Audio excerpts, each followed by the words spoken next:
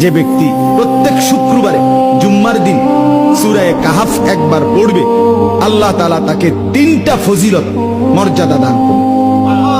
নবীজি সাল্লাল্লাহু আলাইহি সাল্লাম বলেছেন, 1 নাম্বার, এই সূরা পুরাটা যে পড়বে শুক্রবার দিন, আল্লাহ তাআলা তার জমিন থেকে মানে তার পায়ের নিচ থেকে 7 আসমান পর্যন্ত তার জন্য পুরাটা জায়গা নূর আলোকিত করে দিবে।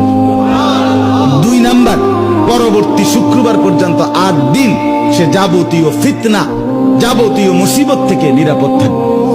3 নাম্বার, পরবর্তী 8 দিন যদি দাজ্জালও বের হয়, আল্লাহ তাকে দাজ্জালের ফিতনা থেকে রক্ষা করবে। জুমার দিনে সবচেয়ে উত্তম পোশাক পরে আসবেন। আসার পর সকাল সকাল গোসল করে সুগন্ধি ব্যবহার করে পায়ে হেঁটে যে ব্যক্তি আসে এবং ইমামের এই যে কাছাকাছি বসে, ইমামের কাছাকাছি বসার পরে খুতবা মনোযোগের সাথে শ্রবণ করে এবং খুতবার মাঝখানে কোনো কথা বলে না, কাউকে ডিস্টার্ব করে না। এরপর ইমামের সাথে নামাজ আদায় করে।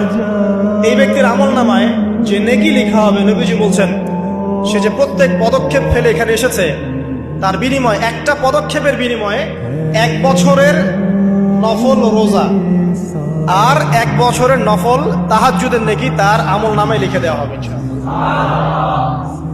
এই কাজগুলো আমরা জুমার দিন খুব সহজেই করতে পারি। আল্লাহ পাক আমাদের জুমাকে মূল্যায়ন করার তৌফিক দান করুন। আপনাকে কেউ কষ্ট দিলে মুস্কি হাসি দিয়ে ক্ষমা করে দেন, এটাই তার সর্বোচ্চ শাস্তি। কেউ যদি জিজ্ঞেস করে কি ব্যাপার এত কষ্ট দিচ্ছে, ওই আপনার কোনো কষ্ট আছে, আফসোস আছে, আপনি মুচকি হেসে দিয়ে বলবেন আফসোস একটাই, যে কোনো আফসোস নাই।